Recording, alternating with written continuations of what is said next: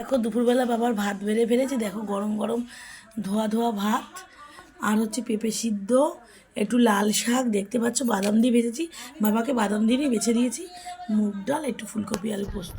তো এখন বাবা খাবে।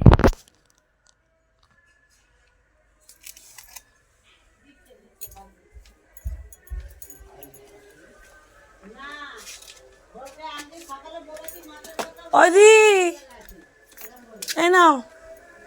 তো দেখো আমার বুবানের এখন ভাত দিদিকে দিলাম, দিদি খাওয়াবে। এই যে বুবান এখন দুষ্টুমি করে সব সময়, বুবান এখন বসে আছে দেখতে পাচ্ছ। বুবান তোমার নামটা বলো তো, তোমার ভালো নাম কি? এইদিকে তাকিয়ে, ক্যামেরার দিকে তাকিয়ে। তুমি কোথায় কাজ করতে বলো? Defence factory. নামটা বলো পুরো। Rifle factory. হ্যাঁ, অর্ডিন্যান্স ফ্যাক্টরিতে কাজ করতে। কত বছর কাজ করেছো বুবান? বুবান বলো। কি আমি কত বছর নৌকরি করেছি আমি? ভালো করে মনে করো, 30 বছর নাকি 34 বছর? 34 বছর। হ্যাঁ। কত সালে রিটায়ার করেছো বুবান? এই তো বলো। এই তো ক বছর আগে? 2002।